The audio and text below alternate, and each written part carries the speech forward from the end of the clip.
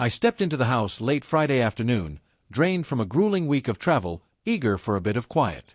More than anything, I looked forward to relaxing beside my wife, perhaps even enjoying a little one-on-one time. With our 3 children now grown and living on their own, and after 22 years of marriage, we'd earned a peaceful weekend together. I entered through the garage and walked into the kitchen. A modest stack of mail sat on the counter. As I flipped through it absent-mindedly, I heard the familiar sound of footsteps coming down the stairs. Then she appeared, my wife. At 45, she still turned heads. She entered the kitchen wearing a short robe, the one she knew always caught my eye. "Oh," she said, a touch surprised. "You're home early." I glanced at my watch. Sure, I was a little ahead of schedule, but not by much. I gave her a warm smile and kept the tone light. "Where are we headed?" Her face shifted slightly, her expression turning more distant. "I'm going out," she replied, her voice calm but cold. Her eyes darted to a small overnight bag sitting near the sofa. "I'm not sure what you had planned for the weekend, but I've got my own." I froze. "Going where? And with who?" She looked over at the bag again and answered without hesitation. "I have plans with William Strathmore. I'll be back Sunday night. We can talk then." It felt like the ground beneath me gave way. "A date?" I asked, stunned. "You're serious?" I moved on instinct. Grabbing my phone, I immediately called our daughter. I wasn't about to let this spiral without someone by my side. "Hey, Daddy. What's up?" she answered cheerfully. "I need you to come home. Right now," I said, barely keeping it together. "Your mom isn't well. We need to be here for her." "Wait, what? Dad, what's going on?" Her voice shifted instantly from playful to worried, but I didn't explain. I ended the call and rang our son next, telling him the same thing, and asked him to notify his brother. Then I reached out to her parents. The call quickly turned chaotic, shouting, confusion, questions I didn't have the strength to answer. I turned toward the living room and tossed her purse onto the coffee table. It flew open, spilling out the usual contents: credit cards, keys, and then a box of 12 Trojan condoms. The cruel irony hit me hard. I'd had a vasectomy years ago. Tucked among the mess was something else, an email confirmation from the Marriott in Kenilworth. The reservation was under the name William Strathmore, check-in today, check-out Sunday. I knew the name. A pediatric surgeon at the same hospital where my wife worked. We'd met briefly during a holiday party a few years back. Something about him had rubbed me the wrong way, too smooth, too self-assured. His wife, though, was stunning, and I always suspected something was off between them. I grabbed her credit cards and keys and slipped the email confirmation into my pocket. Then I picked up her phone, which I unlocked easily. It still had our anniversary as the passcode. While she was still upstairs, I quietly rummaged through her work bag and pulled out the hospital's emergency contact sheet. I scanned it until I found Dr. Strathmore's home number. I called. After 2 rings, a woman's voice answered. "Hello," she said, unfamiliar with my number. "Mrs. Strathmore? This is David Collins, Judith's husband. Is everything okay?" "Oh, Dave, yes, I remember you. William and I were just talking about you and Judith the other day." "Why? Is something wrong?" "I'm not entirely sure yet," I said carefully. "But I don't think William is where you think he is. My wife just told me she's spending the weekend with him at the Marriott in Kenilworth. And I have the email confirmation right in front of me. It's booked for 2 nights. There was a long, suffocating silence on the line. Then she finally responded. "I'll call you back." I didn't wait around. I immediately contacted Karen Adams, the hospital's director of health, someone my wife had always been close to. I also happened to know Karen's husband, a detective sergeant, through mutual connections. I dialed her number. She picked up quickly, her voice unusually tight. Something about her tone wasn't right. "Karen, it's Dave," I said. "I think something's going on between Judith and Dr. Strathmore," I said, my voice tight with tension. "I need someone to dig into it." "I can't talk right now," Karen cut in quickly before hanging up. I stood frozen, phone still in hand, unsure what my next step should be. That's when Judith's phone rang. Without thinking, I picked it up. A frantic, unfamiliar voice came through. "Judith, it's all out. He knows." "What did you tell him?" I didn't say a word. I just listened. The silence between us said everything. The truth I had dreaded was now undeniable. And then I heard her descending the stairs. This wasn't the woman I had married. Not anymore. She wore a deep red silk dress, one that clung to her curves like a second skin, more like something out of a performance than a night out. It hit me all at once, and I snapped. Without thinking, I grabbed the fabric at the front and ripped it straight down the middle. "You're not stepping out that door tonight," I said coldly. Her eyes widened, and her voice shook. "You don't control me. I can do as I please." "If you're leaving," I growled, "you're not leaving in that." And with that, I tore the rest of the dress apart, unable to contain the rage that had been boiling over. My phone buzzed again. It was Mary Strathmore. Her voice was sharp, trembling with fury. "Dave, I owe you an apology," she said. "You were right. William just got caught. He tried using your car, claimed he had your permission. The police stopped him 5 minutes ago. I'm handling it now, but I thought you deserved to know." I stood there, stunned, everything collapsing around me faster than I could catch it. One thing was certain: Judith wasn't going anywhere that night. Not if I had anything to say about it. But things spiraled even faster. Police arrived. I was placed under arrest. They impounded my vehicle while Mary was still on speaker. Judith, catching on to who I'd been talking to, gasped.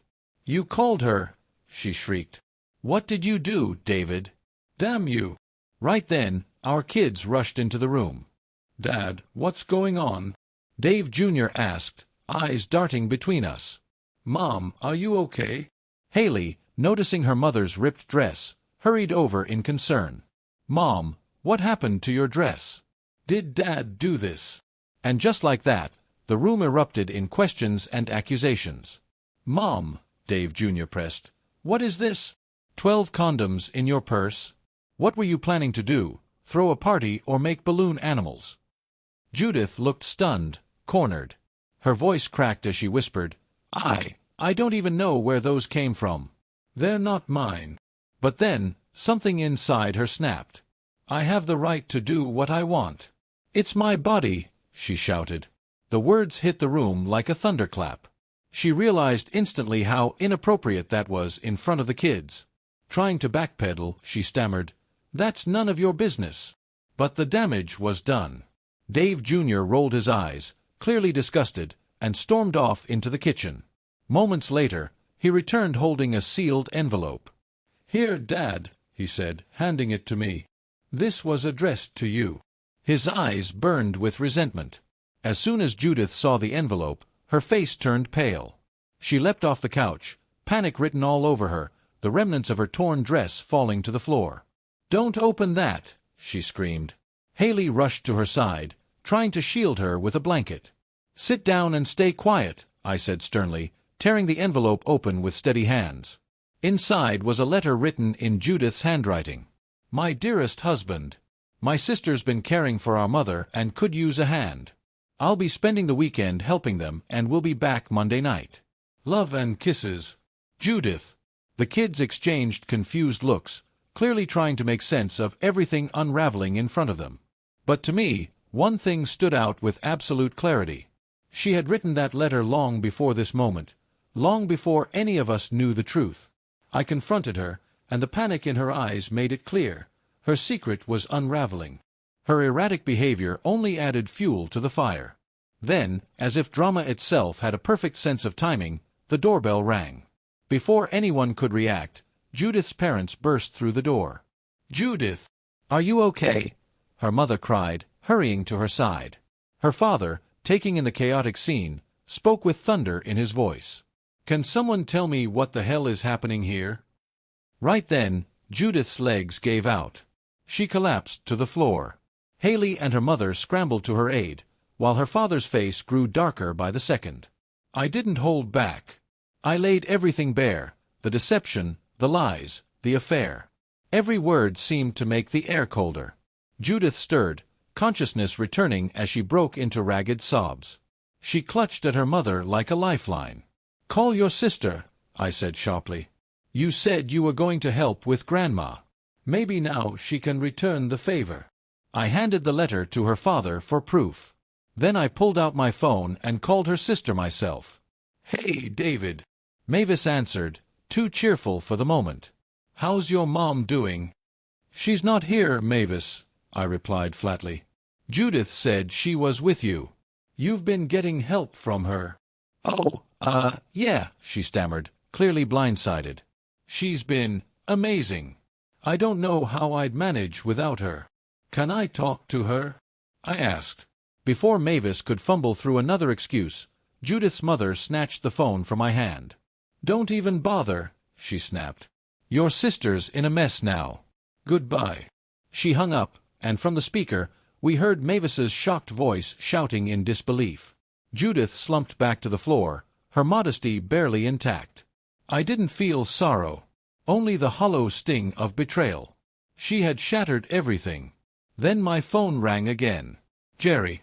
"You were right," he said, voice grave. "We secured a warrant. 7 rooms at the Marriott, all checked in today. We identified 12 people involved, including your wife." I clenched my fists, breathing through the wave of rage that surged. "I'm sorry, man," he added. Turning to Judith, I said with icy calm, "Go upstairs. Change into something decent. Then leave." She stood at the base of the stairs, tears streaming. "Please," she whispered. "Don't just throw me away." My voice was steady, sharp as a blade. "You destroyed our marriage, Judith. I was loyal when I didn't have to be. I loved you. And this is how it ends." That was the final blow. She turned and ran upstairs, one shoe slipping off as she disappeared. Dave Jr. looked at her fleeing figure and shook his head in disbelief. "Don't worry, Mom," he said bitterly. "Adrian and I can plan your next wedding. We'll make sure it doesn't overlap with your swinger club." It was the first time his relationship with Adrian became crystal clear. None of us had known how serious it was, until now. Judith left that night with her mother. Her father lingered in the doorway, a somber figure caught between love and disappointment. "Is there any hope for her?" he asked, barely audible. "She's got a funny way of showing she needs saving," I replied. My voice couldn't hide the resentment. What she did wasn't just a betrayal of us. It exposed corruption at her workplace that nearly tore the hospital apart. While the hospital tried to manage the fallout quietly, the truth made its way out. Judith and several staff were fired. Dr. Strathmore lost both his job and his medical license. Legal action soon followed. The scandal wrecked Judith's career, but I was the one left to pick up the shattered pieces of our home. I filed for divorce, but some part of me, some foolish part, hoped we could fix what was broken. We tried. I gave it everything I had. My children stood by me because they knew I hadn't walked away easily. To her credit, Judith started to show real remorse. That flicker of regret kept me from slamming the door shut completely. But then, months later, I ran into the man who helped destroy my family. And I snapped. I didn't think. I just acted, fists flying, no mercy. I left him bloodied and bruised on the pavement. A police officer saw the whole thing, but no charges were filed. I should have felt guilty. I didn't. Eventually, with legal support and pressure from both families, we reached a settlement with the hospital. What Judith and William had done came with real consequences. The money didn't erase the damage. It didn't fix what was lost. Judith and I are still trying to rebuild, slowly, painfully. Some days she cries and begs for forgiveness. Some nights, when everything is quiet, I can feel a piece of the bond we once had flicker back to life. But there are no guarantees now. If I've learned anything, it's that love is delicate, and once trust is broken, it takes more than time to repair. Yet here we are. I'm not sure why we're still standing, but we are.